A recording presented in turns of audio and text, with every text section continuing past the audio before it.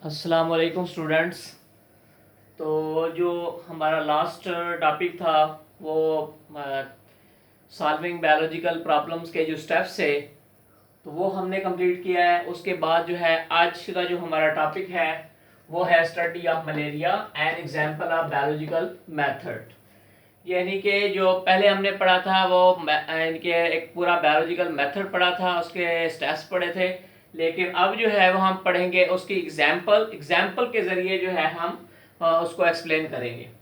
सबसे पहले जो है वो क्या था, उसमें observation about malaria disease of chills and fevers. In ancient time physicians were familiar with this disease.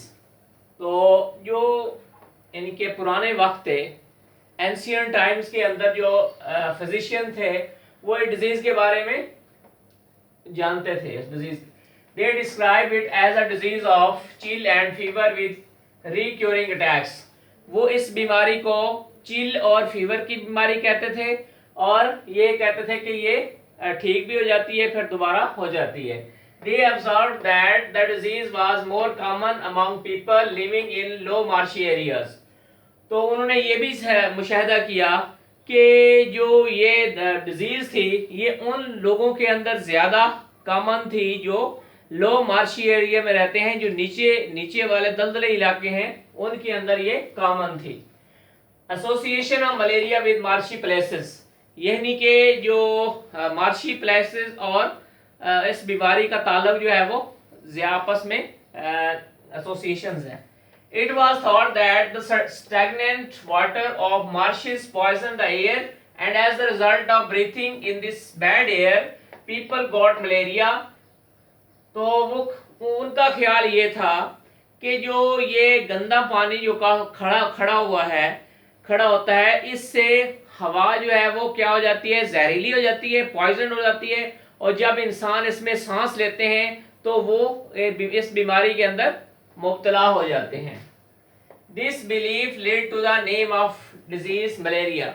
इस बिलीव की वजह से, इस यानी कि यकीन की वजह से कि ये जो बीमारी है ये पॉइजन एयर की वजह से, सांस लेने से बीमारी हो जाती है, इसलिए इसका जो नाम था वो पड़ गया मलेरिया। मैला का मतलब होता है बैड, एरिया का मतलब है एयर, बैड एयर।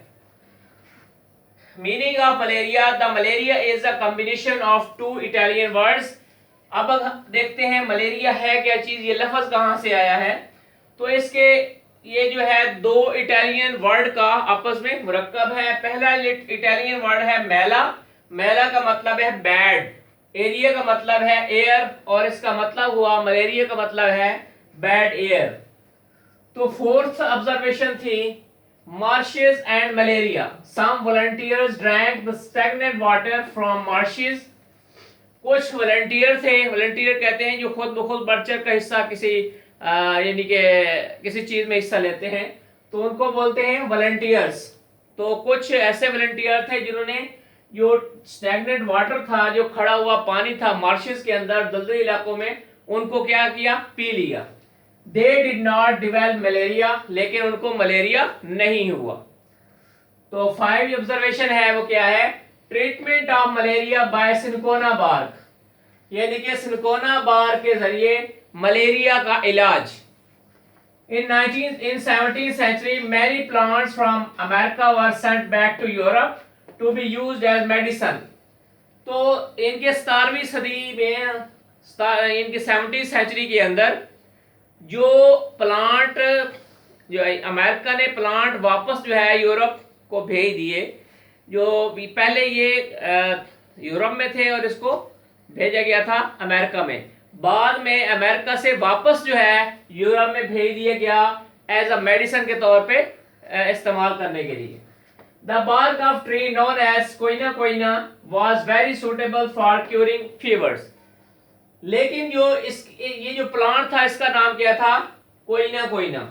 ये जो प्लांट कोइना कोइना था, इसकी जो बार्क थी वो इस बीमारी के इलाज के लिए, इनके फीवर के इलाज के लिए सूटेबल थी। ठीक है, तो some dishonest merchants began to substitute the bark of another tree.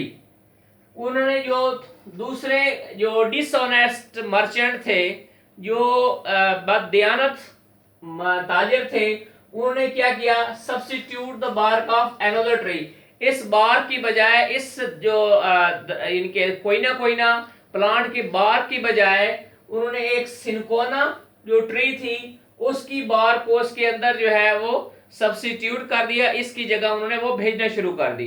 यानी कि पहले क्या थे, कोई ना प्लांट की बार्क यूज कर रहे थे, लेकिन डिसऑनेस्ट जो थे, जो बददियानत या जो थे ताजिर, उन्होंने क्या किया, इसकी बजाय यानी कोई ना प्लांट की बजाय सिनकोना जो था प्लांट, उसको जो है वो भेजना शुरू कर दिया। ठीक है, वो जो था cinchona which closely resemble with कोई ना, वो सिनकोना की जो बार्क थी वो कोई ना जो प्लांट था उसकी बार्क से वो मिलते जुलते थी। This dishonesty proved much valuable for Mankind, लेकिन ये उनकी जो बददियानती थी या डिसऑनेस्टी थी, लेकिन ये इंसानों के लिए ये ज्यादा वैल्यूएबल थी, ज्यादा मुफीद थी। Cinchona bark was found to be excellent for treating malaria, लेकिन जो सिरकोना बार्क थी ये कोई ना बार्क से ज्यादा इनके ज्यादा बेहतर थी मलेरिया की ट्रीटमेंट के लिए, मलेरिया के ट्रीटमेंट के लिए ये ज्यादा बेहतर थी। तो ये था आज का टॉपिक। तो आई होप कि आपको समझ आ गया। अगर इसमें कोई चीज समझ ना आए तो पूछ लेना। ये एक्चुअली ये 5 जो है वो ऑब्जर्वेशंस हैं मलेरिया के बारे में। ठीक है, तो थैंक्स।